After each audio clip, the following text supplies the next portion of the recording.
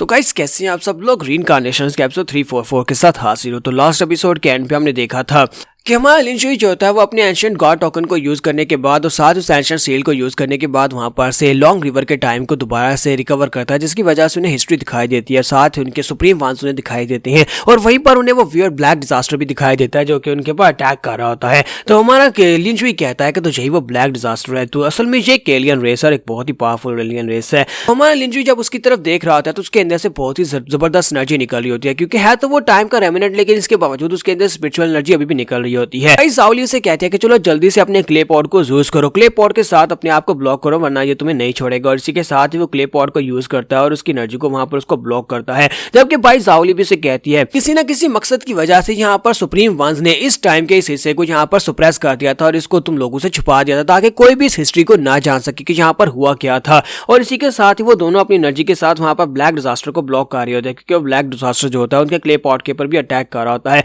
भाई जाओली कहते हैं कि ये बहुत ज्यादा स्ट्रॉन्ग है, मुझे नहीं लगता कि मैं यहाँ पर इसको ब्लॉक कर पाऊंगी क्योंकि मैं अभी पीक से बहुत ज्यादा दूर हूं। तो इसी के साथ ही वहां पर उन्हें एक क्लोन दिखाई देता है। क्लोन उसे कहता है क्या हुआ फॉक्स, लगता है कि तुम यहाँ पर थक गई हो। सामने जो बंदा अपीयर होता है वो फर्स्ट जनरेशन का 12 यूनिवर्स का सुप्रीम होता है। तो भाई जावली उसे कहता है कि मुझे पता है कि तुमने यहाँ पर इसको छुपाया था, लेकिन मुझे बताओ कि क्या तुम यहाँ पर इसको अभी भी हल कर सकते हो या नहीं, क्योंकि तुम लोगों ने यहाँ पर जो मेस क्रिएट की है उसको हम लोग यहाँ पर ब्लॉकेज नहीं कर सकते। इसके साथ ही हमारे किन्नन के पास उसका गार्ड टोकन जो होता है वो बाहर निकलता है और गार्ड टोकन को बंदा यूज करता है और कहता है कि तुम्हारे पास तो यहाँ पर मेरा गार्ड टोकन है जिसे मैंने बनाया था। और इसी के साथ ही वो बंदा जो होता है अपनी पावर्स को रिलीज करता है और कहता है तुम लोग तो यहाँ पर इस ब्लैक डिजास्टर को भी नहीं रोक पा रहे, मेरा नाम लिन जान है और मैं यहाँ पर इसको रोकूंगा। और इसी के साथ ही वो अपनी पावर्स को यूज करते हुए उसके ऊपर अटैक करता है और साथ ही वो माय लिन शुई को भी अपनी इंटरनल एनर्जी देता है, जिसकी वजह से माय लिन शुई को वहां पर सारी नॉलेज मिलती है कि उसने पास्ट में क्या कुछ किया था। और इसी के साथ ही वो आगे बढ़ता है और कहता है कि तुम्हारी किस्मत काफी अच्छी है कि मैं लिन जान जहां पर हूँ और इस ब्लैक डिजास्टर को मैं ही हराऊंगा। और इसी के साथ ही वो अपनी पावर्स को रिलीज करते हुए उसके ऊपर अटैक करता है।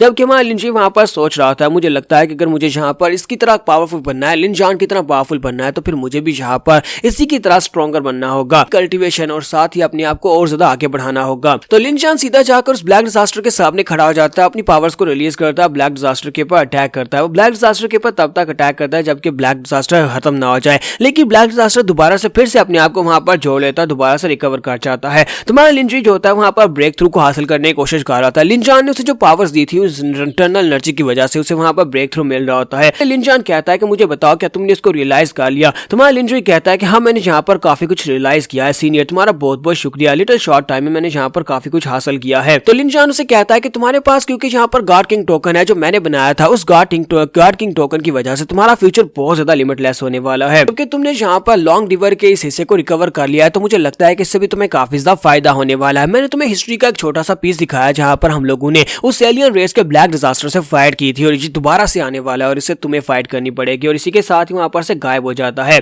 तो सिस्टर जू वहां पर खड़ी है, सब कुछ देख रही होती है। सिस्टर जू कहती है मुझे लगता है गॉड किंग टोकन के अंदर वो सब कुछ इम्प्रिंट है जो कि पहले वाले सुप्रीम्स नहीं चाहते थे कि हम में से कोई यहाँ पर देखे, हमारी जनरेशन में से कोई इसको देखे। लिन शुई लोगों से कहता है कि मुझे यहाँ पर महसूस हो रहा है, मुझे महसूस हो रहा है कि लॉन्ग रिवर के टुकड़े के दूसरी तरफ कुछ है जो मुझे बुला रहा है, तो मुझे लगता है कि मुझे वहां पर जाना पड़ेगा। तो वो उनसे कहता है कि मेरे साथ आ जाओ। और इसी के साथ ही जो गॉड किंग टोकन होता है उनके लिए एक पोर्टल ओपन करता है और सभी लोग उस पोर्टल के अंदर चले जाते हैं। जैसे वो लोग पोर्टल को पार करते हुए अंदर जाते हैं तो एक और स्पेस होती है, उस स्पेस के अंदर एक कॉफिन पड़ा होता है, उस कॉफिन के ऊपर एक जीथर पड़ा होता है, साथ में एक टोकन पड़ा होता है। तो भाई जावली कहती है कि यहाँ पर तो सुप्रीम बीइंग्स के छोड़े हुए कुछ ऐसे आर्टिफैक्ट्स हैं, मुझे लगता है कि ये यहाँ पर उस समय से है जब यहाँ पर सुप्रीम बीइंग्स थे, ये लोग वो इन वेट आर्टिफैक्ट्स को यूज करते होंगे। तो सिस्टर जू से कहती है कि भाई जावली आपको क्या लगता है कि इस कॉफिन के अंदर क्या है। तो उसे कहती है कि इस कॉफिन के अंदर हमारे सुप्रीम बीइंग्स की डेड बॉडीज पड़ी हुई हैं, क्योंकि सुप्रीम बीइंग जो थे उस समय में वो लोग इस एंशिएंट रेस की वजह से इन्फेक्टेड हो गए थे, उनकी बॉडी के अंदर ब्लैक एनर्जी आ गई थी, जिसकी वजह से वो लोग नहीं चाहते थे कि उनकी दुनिया को भी यहाँ पर नुकसान पहुंचे। तो उन सभी लोगों ने स्पेस के अंदर लॉन्ग रिवर के एक हिस्से के अंदर अपने आप को कॉफिन्स के अंदर बंद कर दिया ताकि वो दोबारा कभी वापस इस दुनिया में ना जा सके, ताकि दूसरे लोगों को जाकर इन्फेक्टेड ना कर सके। सिस्टर जू कहती है तो इसका मतलब यह है कि इन लोगों का जो सैक्रिफाइस था वो बहुत ज्यादा महान था, क्योंकि उन लोगों को यहाँ पर एक प्रॉपर बरियल भी नहीं मिला और साथ ही उन लोगों के बारे में सभी लोग मेमोरीज भी भूल चुके हैं, क्योंकि उन लोगों ने अपनी मेमोरी के टुकड़े को भी यहाँ पर से वेस्ट कर दिया था। जबकि फिफ्थ यूनिवर्स की गॉड किंग कहती है लेकिन अफसोस की बात तो यह है कि सुप्रीम बीइंग्स ने अपना सैक्रिफाइस दिया किया था आज से करोड़ों साल पहले, लेकिन इसके बावजूद ब्लैक डिजास्टर अभी भी जिंदा है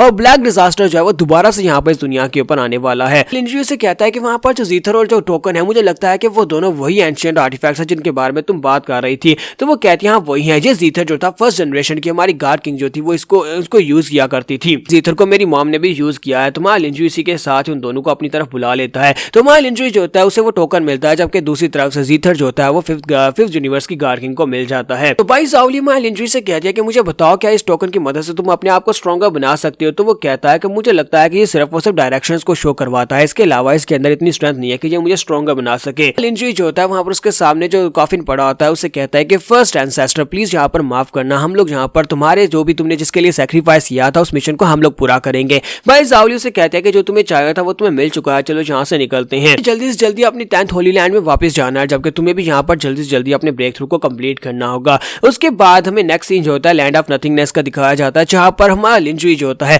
वो सिस्टर जू से साथ मिलता है। तो सिस्टर जू से कहती है कि मुझे लगता है कि तुम्हें मेरे साथ डुअल कल्टीवेट कर लेना चाहिए। तो हमारा लिंजुई से कहता है क्या तुम वाकई में ये करना चाहते हो, लेकिन मैं तुमसे प्यार नहीं करता। तो वो कहती है कि मुझे नहीं लगता कि आपको इसके लिए प्यार करने की जरूरत है, हम दोनों यंग हैं, हम दोनों बहुत ज्यादा खूबसूरत है और जहाँ पर एक दूसरे के साथ करीब होंगे तो मुझे लगता है कि प्यार भी हो जाएगा, लेकिन फिलहाल के लिए आपको यहाँ पर स्ट्रॉन्ग होने की जरूरत है। अगर आप मेरे साथ डुअल कल्टीवेट करते हैं तो आपकी cultivation level origin guard Ram के बैरियर को तोड़कर पीक ओरिजिन गार्ड राम पर आप पहुंच जाएंगे। तो आपके लिए इस वक्त बहुत ज्यादा जरूरी है। तुम्हारा लिंजुई से कहता है अगर ऐसी बात है और तुम यहाँ पर इस बात से एग्री करते हो तो फिर मैं खूबसूरत लड़की के साथ ये करने से बिल्कुल पीछे नहीं हटूंगा। और इसी के साथ ही वो आगे बढ़ता है, उसे किस करता है, फिर साथ ही वहां पर दोनों की बॉडीज वहां पर फॉग के अंदर कवर हो जाती है, दोनों वहां पर डुअल कल्टीवेट करते हैं। डुअल कल्टीवेशन करने के बाद नेक्स्ट सीन 1 घंटे के बाद का दिखाया जाता है। तो वहां लिंजुई जो होता है ब्रेक थ्रू करने के बाद बाहर निकल आता है। तो लिंजुई कहता है कि मैंने यहाँ पर फ्लॉलेस ओरिजिन गार्ड राम में ब्रेक थ्रू कंप्लीट कर लिया है, और वहीं पर बैठकर वो अपना कल्टीवेशन करना स्टार्ट करता है, क्योंकि उसको अब अपनी नई जो कल्टीवेशन राम ब्रेक थ्रू की है उसको यहाँ पर स्टेबलाइज भी करना होगा।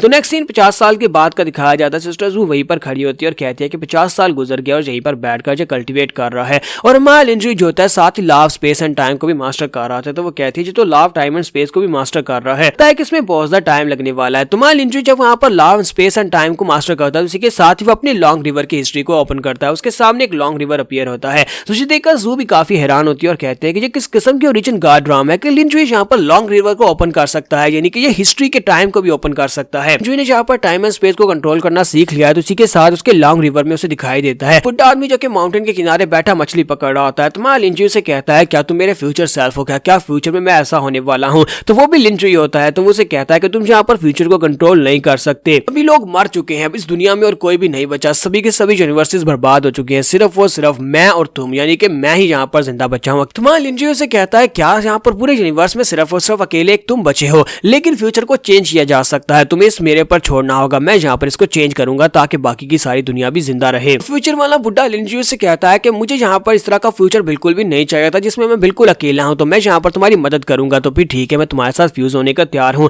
और इसी के साथ फ्यूचर के बारे की सारी इन्फॉर्मेशन भी उसकी बॉडी के अंदर फ्यूज हो जाती है। साथ ही हमारे लिंजुई को वहां पर पास का लिंजुई दिखाई देता है, उसके पास का लिंजुई जो होता है उसके सामने खड़ा होता है। तुम्हारा लिंजुई से कहता है क्या तुम मेरे पास से हो, तो वो कहता है कि हाँ मैं तुम्हारे पास से हूँ। अब हमारा लिंजुई जो होता है वो अपने पास सेल्फ को भी अपनी बॉडी के अंदर इंटेग्रेट करेगा, और इस तरह उसके पास फ्यूचर और पास दोनों की पावर्स जो होता है कंबाइन हो जाएंगे, और उसके बाद उसका पावर लेवल्स इंक्रीज हो जाएंगे। यहाँ पर हमारी एपिसोड 344 का एंड करेंगे, और नेक्स्ट एपिसोड में देखेंगे हमारा लिंजुई जो है वो ब्लैक डिजास्टर को कैसे हरा पाएगा। तो एक्सप्लेनेशन अच्छी लगी हो तो कमेंट करके जरूर बताइएगा, वीडियो को लाइक करना मत भूलिएगा। Thank you.